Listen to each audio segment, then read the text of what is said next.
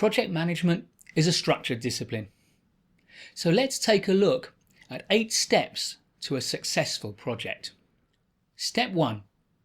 What is your project all about? The first step in any project is to define clearly what your project is and what it is not.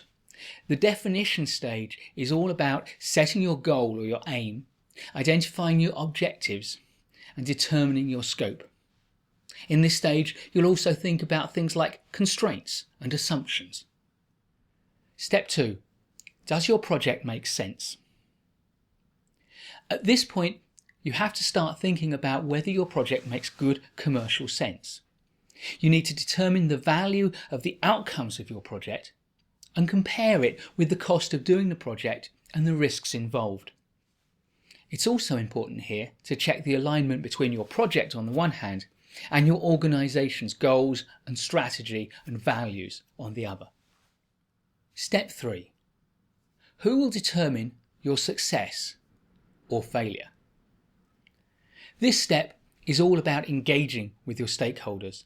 You need to figure out who your stakeholders are and how you're going to engage with each of them. Some of them will be supporters, others will be neutral, and some will be detractors.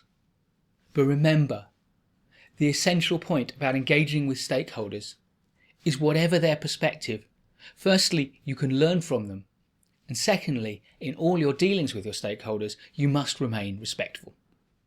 Step 4. How will you deliver your project? This is the step where we put together our plans. You need to identify the tasks or activities that are involved and how long each will take. You also need to determine the logical sequence from one task to the next, and this, together with the timings, will allow you to put together a timeline. It's also important now to start thinking about your resources, the materials, the assets, and the people you're going to need to involve in delivering your project. Putting these together with your timeline will also allow you to calculate your budget. Step 5. Engage your project team. One of the most important aspects of project management is your ability to lead a team. This is where you need to brief and motivate the people who will work with you to deliver the project. Step 6. Shift happens, so prepare for it. This is the step where we start to think about risk and risk management. You need to identify the risks, understand the extent of those risks and how severe they are, and put together plans that will help you to manage those risks actively. And finally, it's absolutely essential with any risk management that you take action on your plans. Step 7. Stay in control during implementation. During the implementation stage of any project is when things happen at a tremendous rate. You need to have a mechanism for staying in control, for monitoring what's going on and making any corrections that you need. It's also at this stage that you'll be thinking about things like reporting and controlling requests for change. Step 8. Close your project in an orderly way. The last stage of any project is to shut it down in an orderly fashion. The delivery stage of your project will end with the handover of the last of the deliverables or products that your project has produced.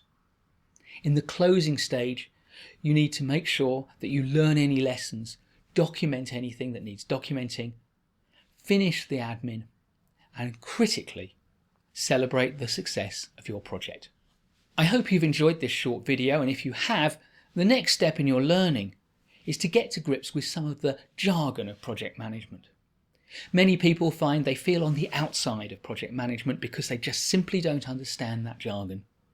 If you want to feel on the inside, then click on the link and get our free ebook, Decode the Jargon of Project Management.